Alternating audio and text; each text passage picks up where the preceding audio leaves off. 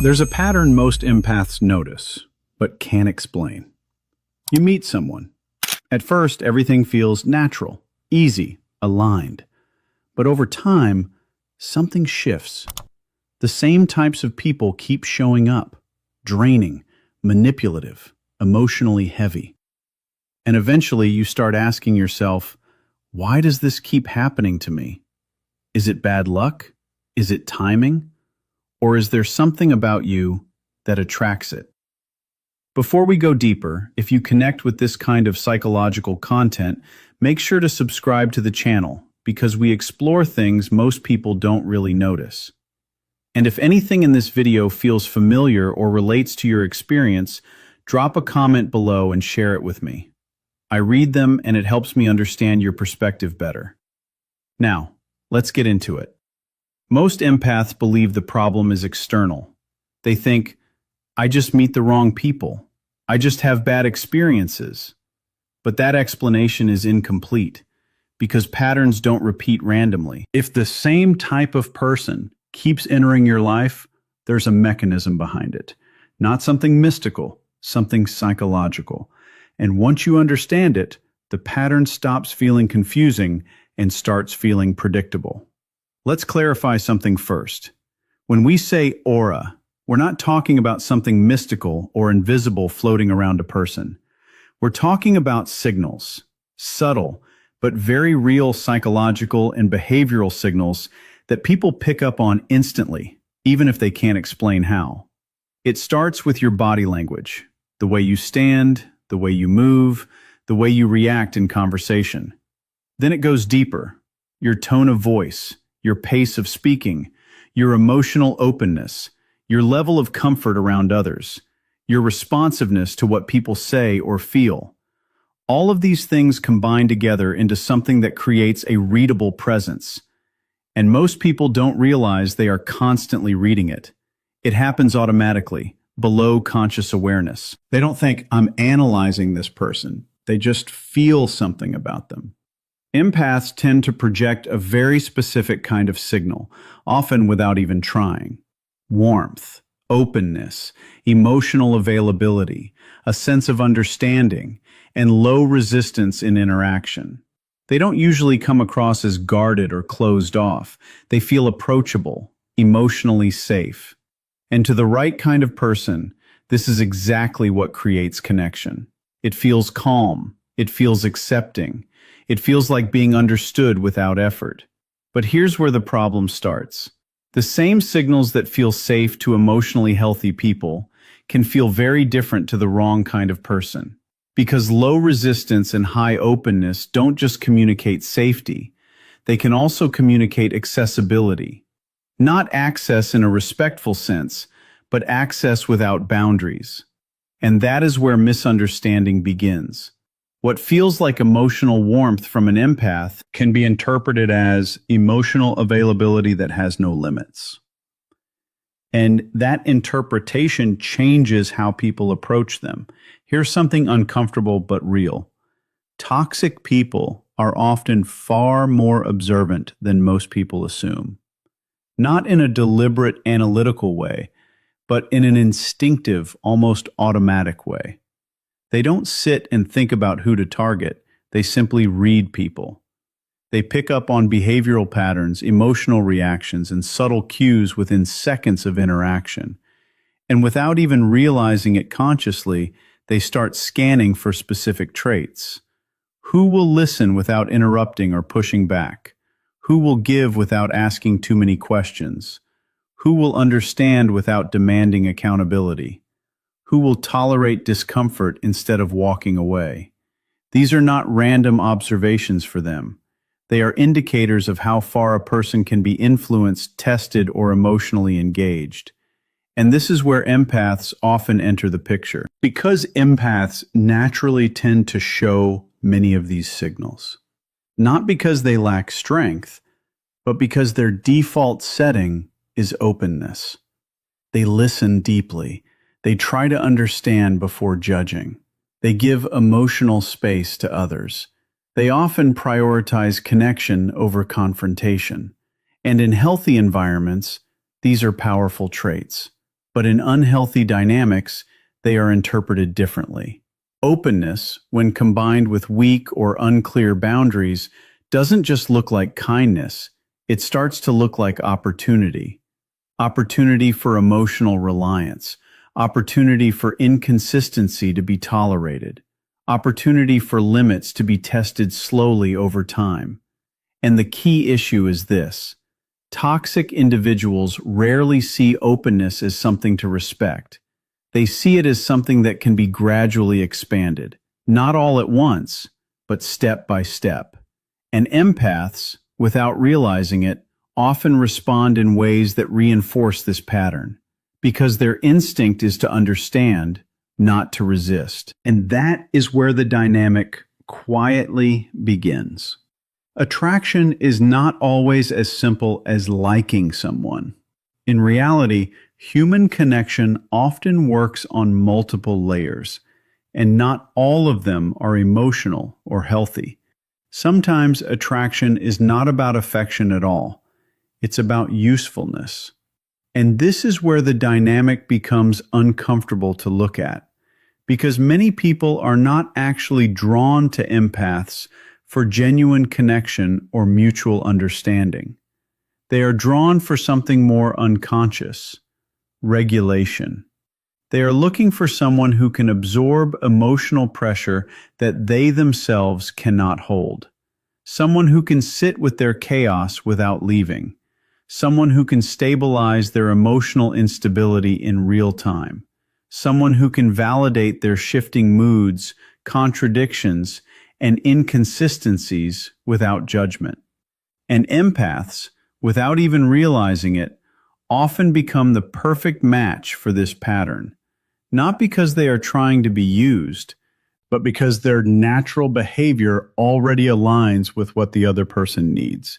They listen more than they speak. They try to understand instead of confront. They absorb emotional intensity instead of rejecting it. They stay longer in discomfort than most people would. And over time, this creates a subtle but powerful loop. A pattern begins to form.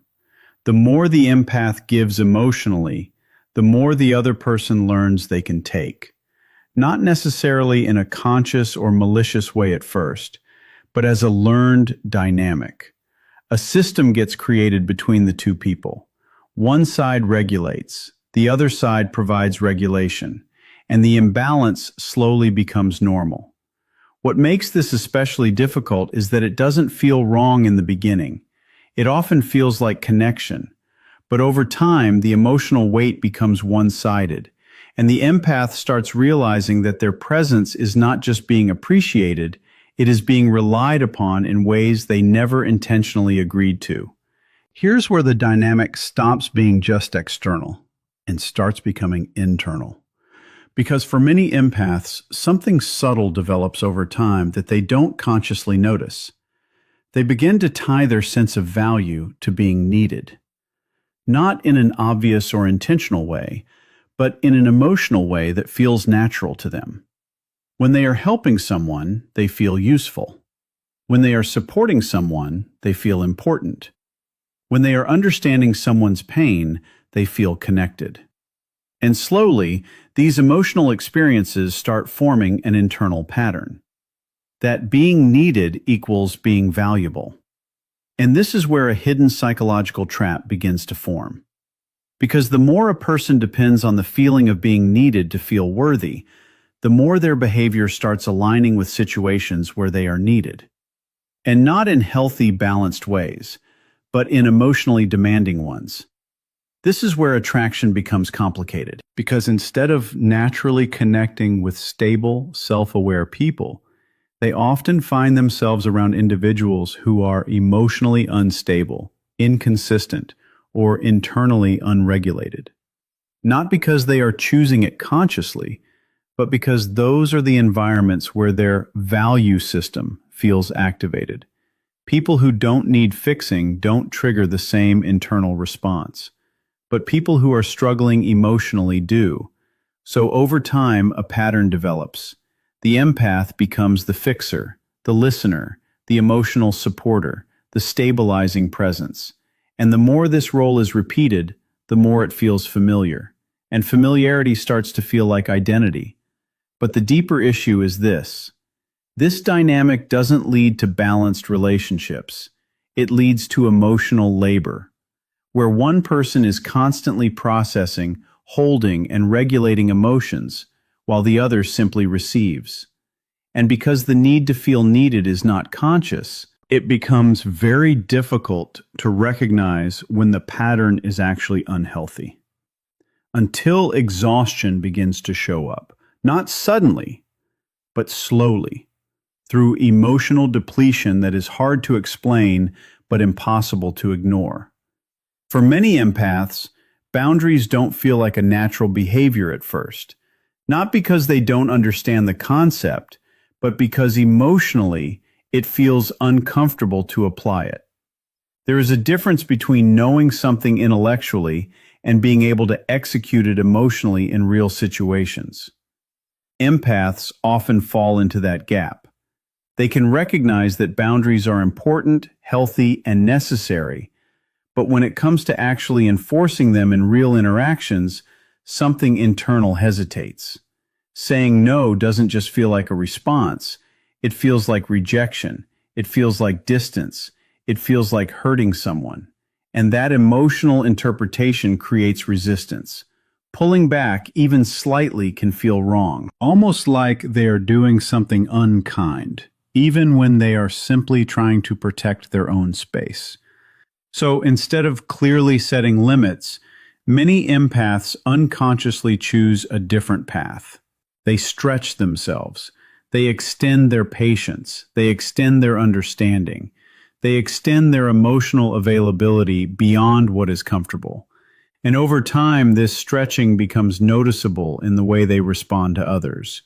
Because people, even without conscious awareness, pick up on it. And this is where an important psychological signal is sent.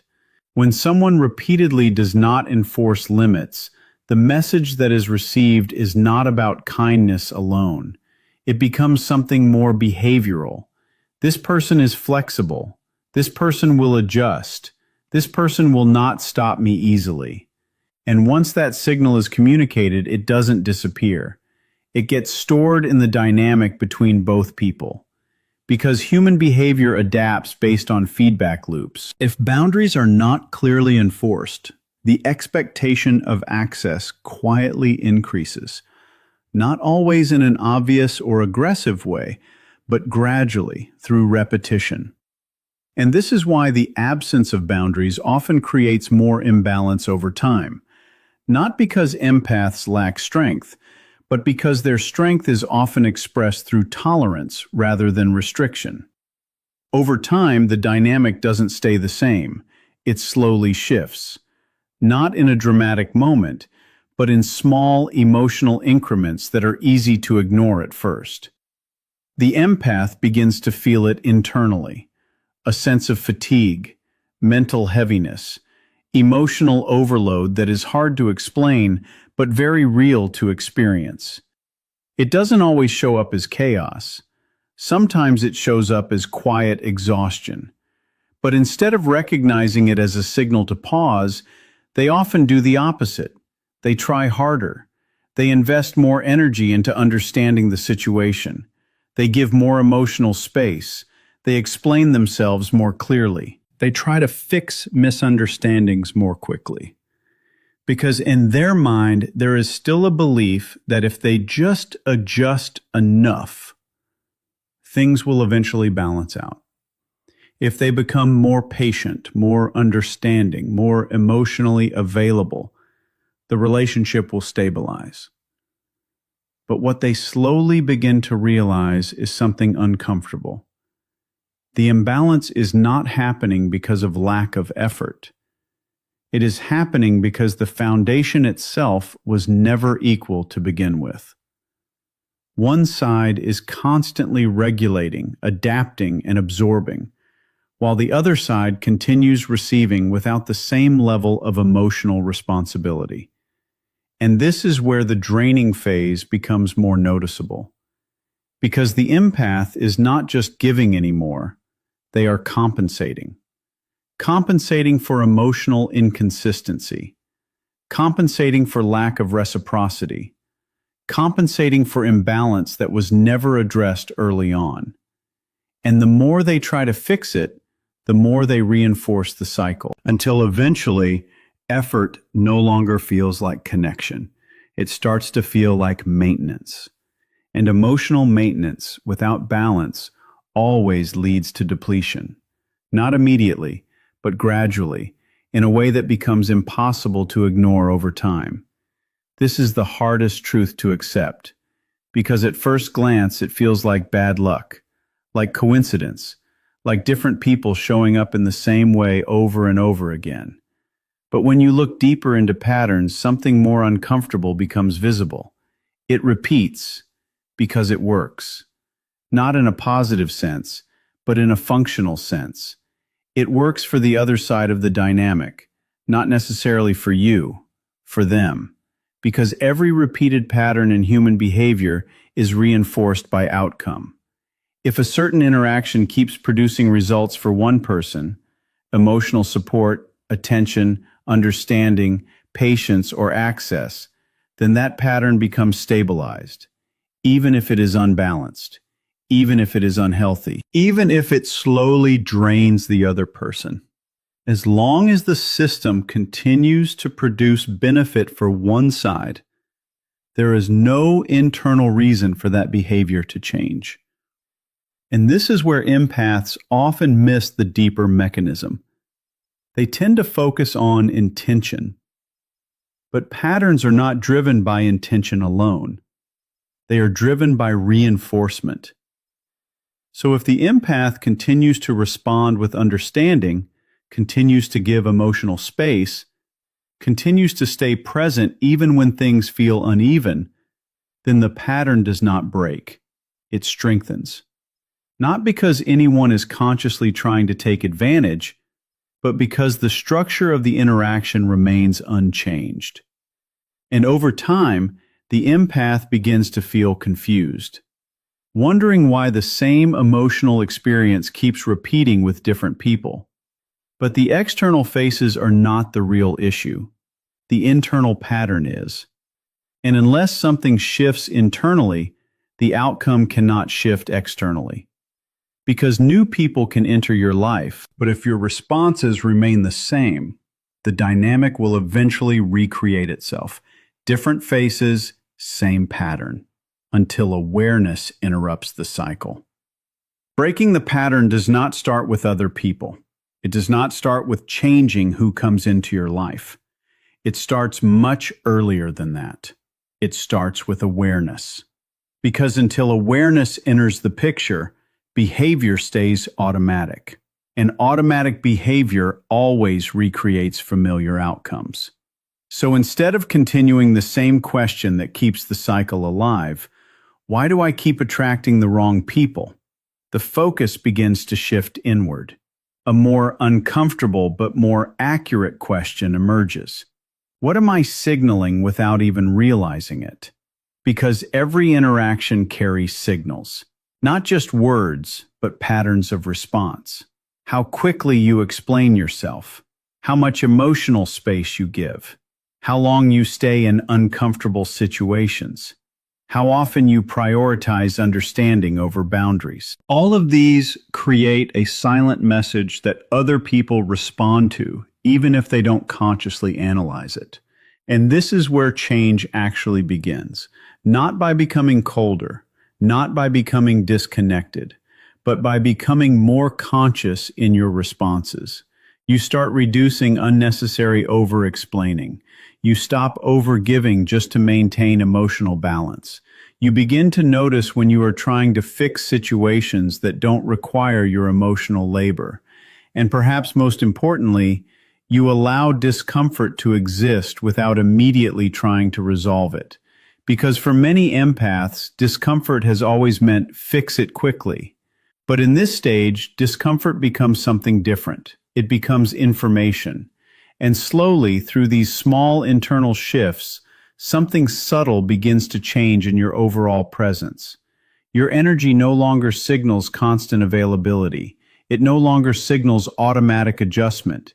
It no longer signals unlimited emotional flexibility. Instead, it becomes more grounded, more intentional, more selective. And the most important part is this: it doesn't become softer. It becomes stronger. Your aura was never the problem. What you naturally carry, your presence, your energy, your emotional depth, none of that is the issue. Your openness was not a weakness either, and your empathy was never a flaw. In fact, these are qualities that allow you to understand people in ways most others cannot. But the real issue was something far more subtle.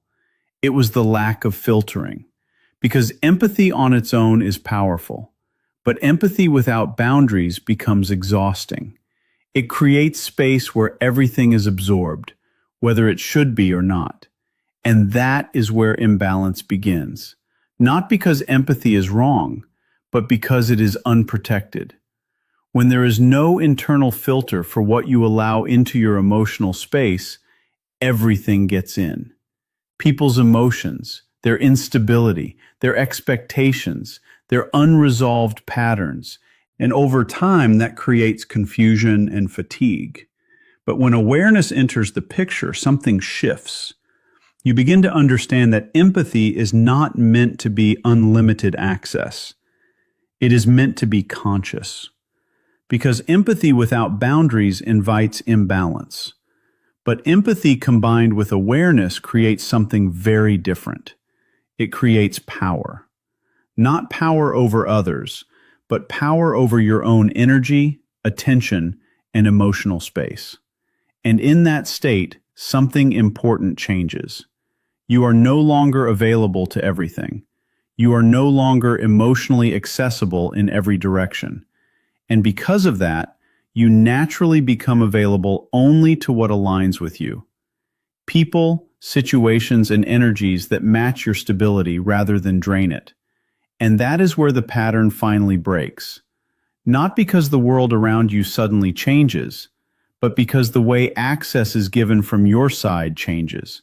And when access changes, everything else reorganizes itself around it. And as we close this, take a moment to reflect on your own energy, your own boundaries, and your own awareness. Take care of yourself, and take care of where you are emotionally in life.